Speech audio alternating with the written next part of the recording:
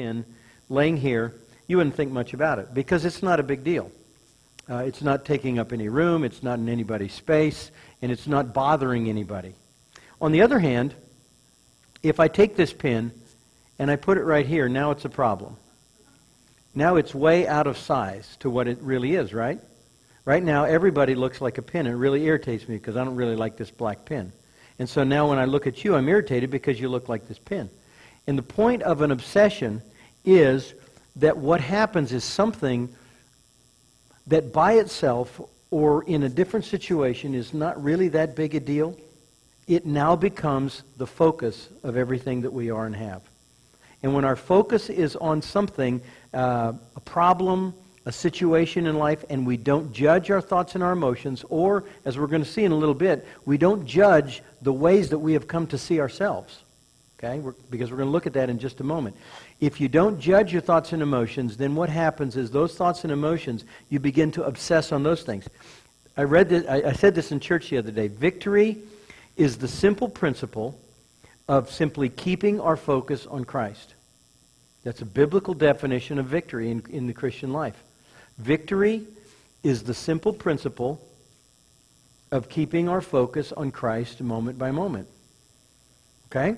Now, and I'll do this again. In Thailand, they made me read it about 5 times. Obsession is focus turned outward or inward, but not Christward. So anything that we begin to think about and focus on, and it's not Christ, it will become in time an obsession for us. Victory is the simple principle of keeping our focus on Christ. Obsession is focus turned outward or inward, but not Christward. And so a person has a situation happen in their life. They lose a job, they lose a loved one, they have a bad relationship, they might have bad health. Somebody else fails them, they have a personal failure themselves, and they begin to focus on that. Most of us have, growing up, if you grew up in evangelical churches that I did, we had besetting sins. Did you ever have besetting sins? No one ever wanted to talk about their besetting sins. So if you were asking for prayer in a group, you asked for prayer for your besetting sin, which meant to you as the most disgusting thing, and you actually didn't want to talk about it, but it was your focus. You were so struggling with this sin over and over again. And the problem is you can never be free of that which you're focused on. And so what happens is obsession works in that we begin to think about and focus on a particular temptation or weakness. And we wonder about what kind of a person I am, and if I was really a good Christian, I wouldn't actually think that thought or have that problem or struggle with that temptation. And then I believe that the temptation is my desire. I don't judge that it might not actually have come from me. I begin to try to fight the desire, and we begin to try to fight the desire, it's all over. Because whatever you're fighting is what you're focused on. And if you start fighting the desires that trip you up, you will find you just keep tripping and tripping and tripping and tripping. And the obsession then becomes a problem. So there's an individual whose spouse has an affair. And the affair is a terrible thing, and it's very damaging. And let's say, I'm just picking this out of there, I don't want to have anybody think I'm talking about somebody they know. So let's say that the woman's husband has an affair. And the husband repents and he asks for forgiveness and they go for counseling. But the woman just keeps focusing on the fact that the husband had an affair. He had an affair. He failed me. He had an affair. And so in the end, she leaves. This has happened in not he or she. Now, this scenario has happened in numerous. The person who didn't have the affair ends up leaving and doing something crazy because they've been focusing on and obsessing on the guilt of the other person. I know an individual who was passed over for a promotion, not necessarily from this town. They were passed over for a promotion, and they really should have gotten the promotion. They really should have. It was unfair. They were promised a promotion, and they began to obsess on the fact that they were passed over and it was unfair. And they developed a heart condition, and they became clinically depressed, and they became suicidal, and they almost died. Now, was the passing over of the promotion or the obsession on the passing over the promotion the bigger problem? Sure, it was the obsession. The obsession did more damage than the not getting the promotion. And so we are born dead to God in our spirit, and because of that, we are self-centered. Everything has to come to us to try to meet our needs, and we don't judge our thoughts and our emotions. Our mind and the way we think is not under the control of God, whom we are created to be under the control of. And so what happens is this also then begins to affect the way that we see ourselves. It begins to affect our identity. So you go back to the illustration with Tony. Tony comes in, says he's a duck, and I feel sorry for him. But I really like Tony a lot, and I'd kind of like Tony to like me. And so I begin to buy into what Tony says about me, and he says, well, Tim, you're a duck too. So now I am choosing to believe what the insane person is telling me about myself. And that's what we do in our culture. Our culture is full of information coming at us, internally and externally, and we buy into it without questioning it. And we believe what the culture tells us, or we believe what our parents tell us, and we never stop to ask ourselves, is this what God thinks? I mean, does God think this right now about this?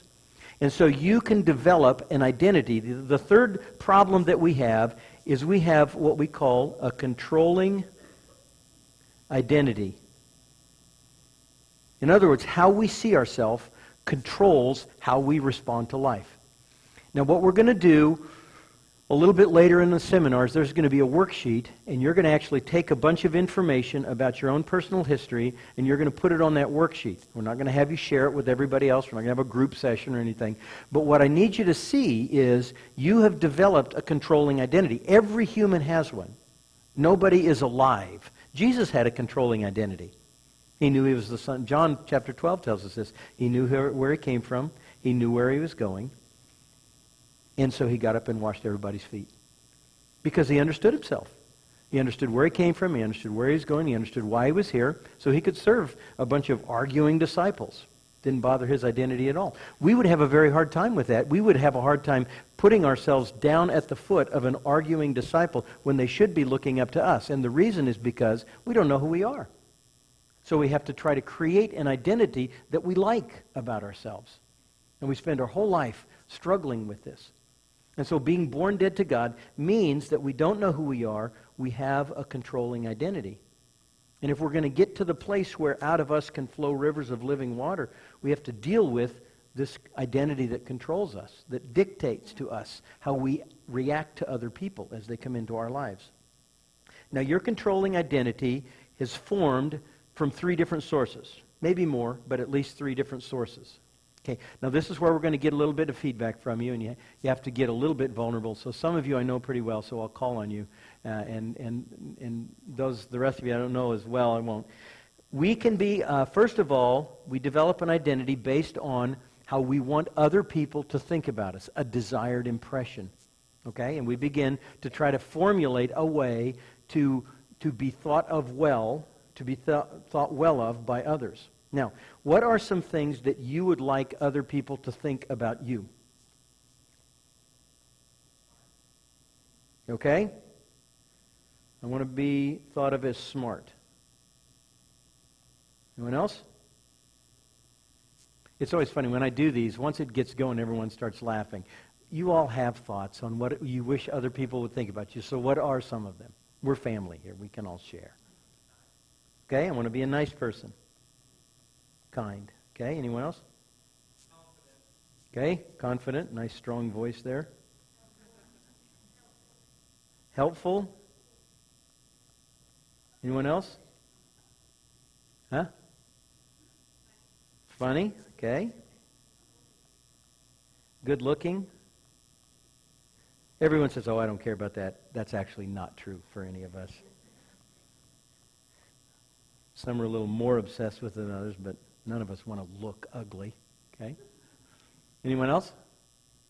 Okay, we can be controlled by trying to be smart and nice and confident and healthful and funny and good-looking and kind and all those things, okay? And is there anything wrong with any of those? No, there's everything right with most of them, if not all of them. There's nothing wrong with any one of those things, okay? So we begin to develop an identity where we're seeking to be thought of by others, by our actions and by our lifestyle as this kind of a person.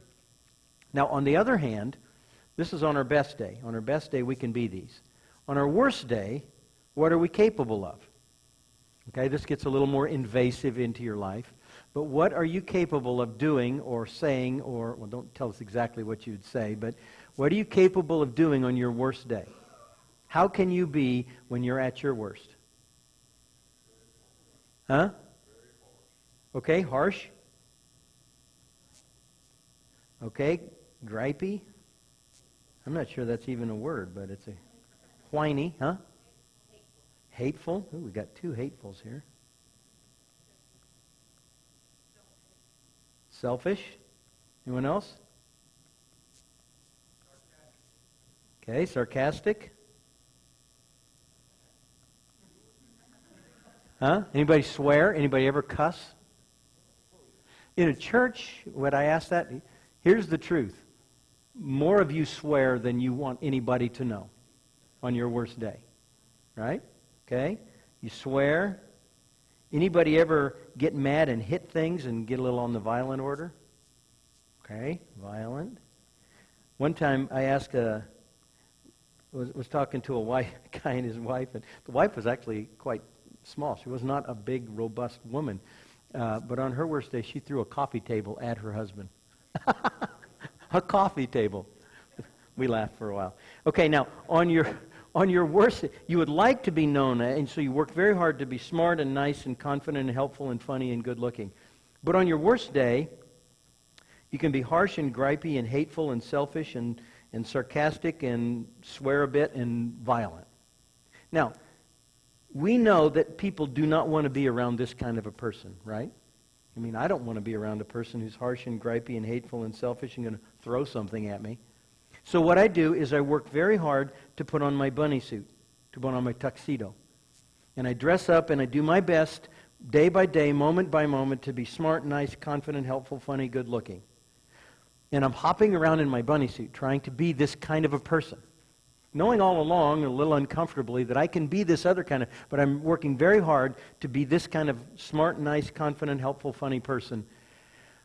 But eventually my legs get tired of hopping around. Have you ever worn a tuxedo for a long time? Have you ever worn a prom dress for a long time? They're just not made for comfort. You know, they're not house coats. And so when you get tired of wearing the prom dress, when you get tired of wearing the tuxedo, when you get tired of jumping around the bunny suit, what do? Well, you take it off. And you take it off, and the person you are is here. Right? So you have these identities that you're working with. You're working very hard to demonstrate that this is not true. But unfortunately, it shows its ugly head periodically, most of the time more than we wish. Or I'm working very hard to try to be this kind of a person. Either way, I'm controlled by trying to do that. I'm trying to create an identity or trying to create something that is not my identity. Now, by the way, where do you take the prom dress off or the tuxedo off or the bunny suit off? Sure, you don't take it off at work. You get fired. Go to work and start throwing things at people, they'll let you go real fast. But we'll go home and we'll take all that stuff off and be our absolute worst identity at home. And so what God wants us to do is recognize that these things control us, seeking to either be this or not be this. It doesn't matter that these are all good. The trouble here is we're trying to build an identity that says this is who I am. And the attempt to do that is controlling us. Right? God's not in control necessarily. We'll see a little bit later. We're trying to work this out of the flesh. And the flesh never produces anything but flesh in the long run. That's why you eventually take the bunny suit off. Now, we can be controlled by a third thing. And this is a source of the development of our identity that everybody has. It's going to be part of an assignment I'm going to give you at the end of the evening here. And we begin to be controlled by identity messages that are coming to us from others. And so an identity message is something that has come to us through the culture or has come through us through significant people in our lives. It's come through us through events. And it has given us a message. And all of us have in our heads, in our subconscious, and many times in our conscious, this videotape going. that says this is who you are.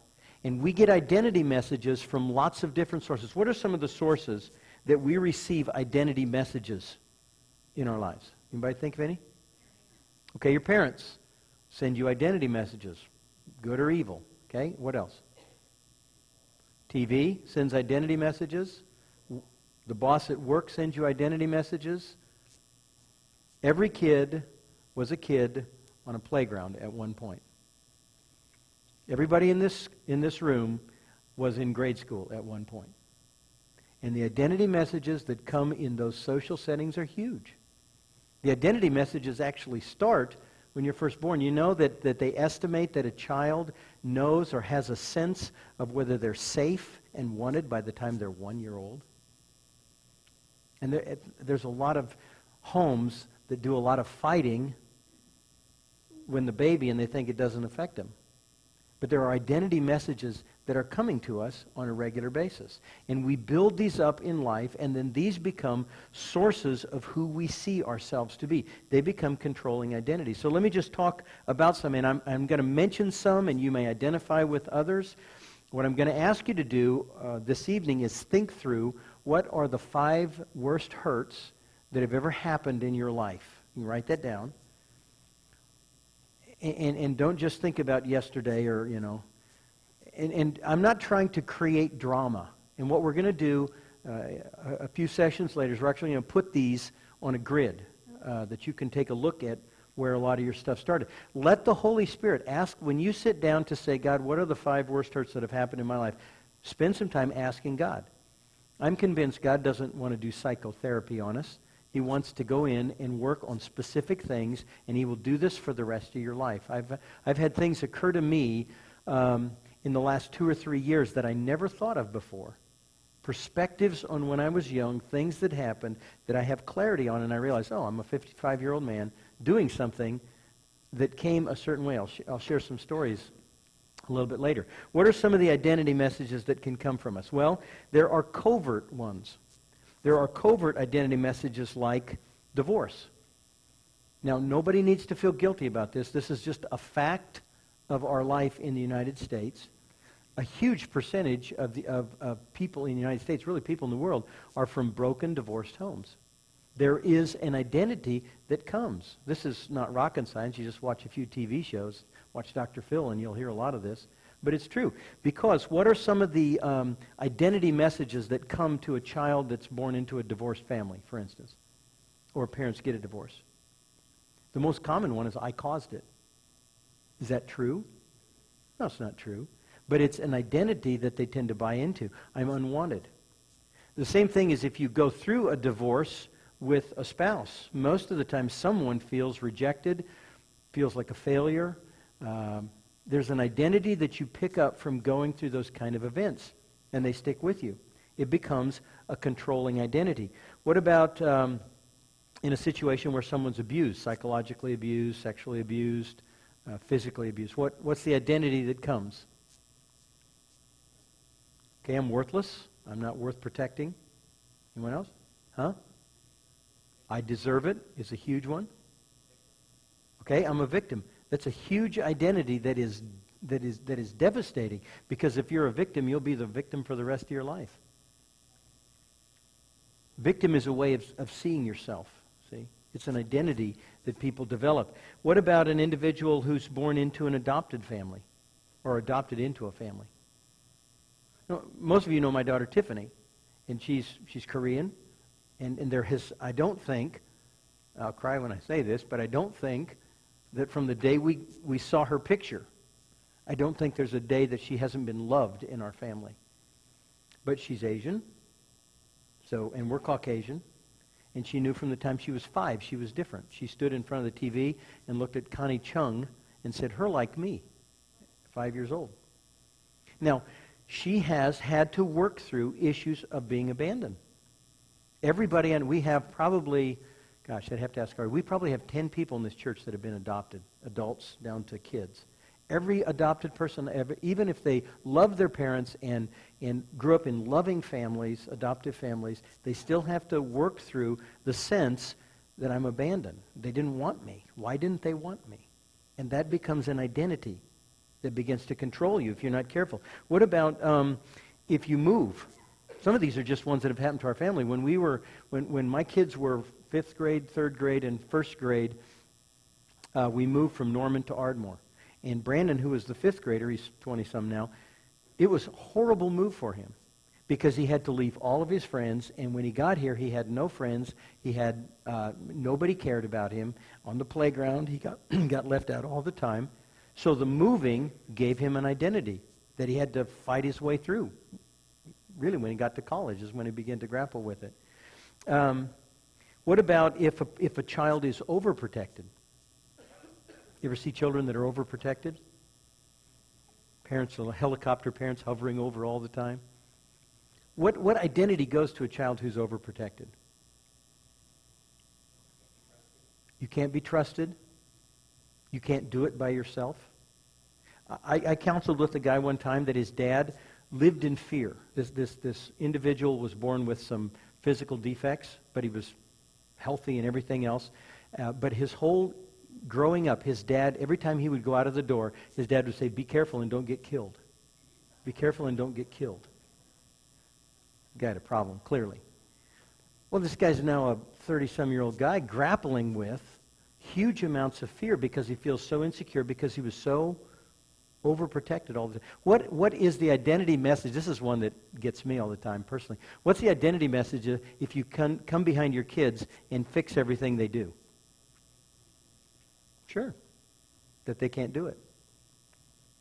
And so the point is we all have situations in our life. They're covert. They may not even be intended by the individuals that sent that message, but they form the way that we see ourselves. Now remember, we're talking about the fact that we're born dead to God, so we're cut off from God's way of thinking. Even if you came to Christ at a fairly young age, you lived a fair amount of your time in complete deadness to God with no connection to what God actually thought about your situation. And so in that absence, we develop a way of thinking that controls us. And because even after we become Christians, it doesn't just change overnight, and many of us don't even address it until later in life, that controlling identity then begins to dictate how we respond to life and how we respond to things down the line. In addition, there are all sorts of overt ones, like name-calling. The number of kids that have grown up in homes where the parents didn't call them nice pet names, they called them horrible names, develops an identity. I had a kid, this was in another town, there was a kid he was a young man now, and he called his son names. And so I talked to him about why he called his son names. Bad names, not good names. And I found out that he grew up his entire life, and his dad called him Buckethead because he was too ugly. He wanted to put a bucket on his head. He grew up with his dad calling him Buckethead his whole life. Now, what is your view of yourself when your dad calls you Buckethead? That becomes a controlling identity. Now, these are really difficult ones, but what I found is all of us, I grew up in a great home, really, honestly. Compared to most homes that I see, my home was a great home, but I found that no home is a perfect home. And so there are things that form the way we see ourselves. And so what I want to do is understand how are these things coming into my life and beginning to control me. So what I want you to do for a later session is ask God, God, what are the things? What are the 5 worst hurts in my life? What are the things that really have kind of influenced me? And for some of you, you'll think of them pretty quickly. Others, you'll go, gosh, I can't think of anything. Give God a little time. I'm not trying to create crisis. You might come up with 3, not 5. That's just an arbitrary number. But let the Holy Spirit show you, because these ways of thinking about ourselves form the third leg of how we develop a controlling identity. And then these things, rather than buying into what God says, these things then begin to control and dictate the way we respond to life. All of this comes out of the fact that we're born dead to God. Now, one of the things that forms a huge issue for many people is the issue of performance. Performance is a big problem for us. Performance is something that forms an identity, because if you live in a situation, or you went to church in a situation, or you walked your life in any level in a situation where you needed to perform in order to be acceptable, that forms a way of viewing yourself. And for most of it is, I can't ever do enough. And so the way this works is, how we're accepted by others is generally based on performance, what I do, right? So if I would say to you, do you accept me? And Dina, do you accept me because of who I am or what I do? What would you say? Yeah, honest. Okay, it depends. See there? Now, many people say, well, I accept you for who you are. So then let me take your hand and spit in your hand and see if you still accept me. See, the reality is that performance on my part is going to get me a lot of rejection in most people. And the truth of the matter is we live in a world in which we are acceptable based on what we do. Even in homes that are loving homes, there's a level of performance in living up to a certain standard that equals acceptability. Now, I'm going to either be accepted based on what I do or based on who I am. If I'm accepted based on what I do, I can do lots of things well, but as soon as I fail, I'm going to be rejected. And there's a lot of homes that are built on this. You do a lot of good things, but as soon as you fail, then you run the wrath of whoever's in charge. Now, that's different than teaching a person discipline and hard work. And there's different. You can teach a person life skills, you can teach them character, and still be accepting of who they are as a person. But most of the situations we find ourselves in, we're acceptable based on what we do, and rather than who we are. And so what happens then is this transfers into our relationship with God. Our relationship with people is generally based on performance. It transfers into our relationship based with God. And so if we think that we are acceptable to God based on our performance, based on what we do, then what we do is we do and do and do and do and do, and we're up to our ears and do eventually, and we just can't ever do enough. Because eventually, no matter how many good things we do, we know we'll fail. And what we do, if this is the truth, is we run away from Him. If, on the other hand, you believe that you are acceptable to God based on your birthright and not on your performance, then when you fail, you'll run to Him. Many, many Christians run away from God in fear because they believe they're acceptable to God based on what they've been taught many times, or a misreading of the Scripture. They believe they're acceptable to God based on what they do, on their performance. And we are never acceptable to God based on our performance. We're acceptable to God based on birth and not behavior.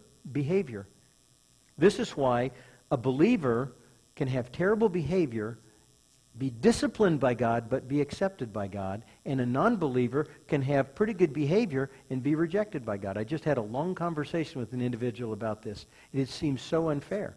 And so what I did is I used his own kids as an illustration. I said, your own kids have access to your home. Even when they behave badly, they have access to your home. And your neighbor kids don't. Why is that? It's because it's not based on the performance thing. It's based on the fact that they are born into that family, and that birthright gives them access to the Father. And the Father accepts them based on their birthright. And we're going to develop this more as we go on, because this is huge. Here's why it's so important. A performance-based way of looking at life, you don't have this picture, but you can draw a little mountain. I don't think you do. A performance-based way of looking at life works like this. I'm told by my parents or by my church or by somebody, my boss, that if I do this rule, if I accomplish this thing, then I'll be acceptable. I'll have done a good job and I'll be acceptable. And so I work very hard to do the first rule. Well, I get over the first rule and I find out that there's a second rule in order to be acceptable. Now I've got to go do this over here. And so I work very hard to try to be acceptable again, and I get over here and I realize, well, I'm not acceptable still. There's a third rule that I've got to follow. And eventually we get so tired of a changing scene. You want a frustrated person? Keep changing the rules over and over. Keep adding rules. They think they measured up and you added another rule. And eventually what happens, and this is why people bail out of church and they bail out of God sometimes. or they walk away from God. Fortunately, God doesn't walk away from them. Is that after a while, the rules become more complex, and I just get more comfortable with just failing. I just don't want to have anything to do with it anymore. And this is why children walk away from their parents. This is why God says to fathers, don't exasperate your children. Because if you're constantly changing the rules and you're communicating you're acceptable based on your performance, eventually, because the rules keep changing, they'll just give up and walk away.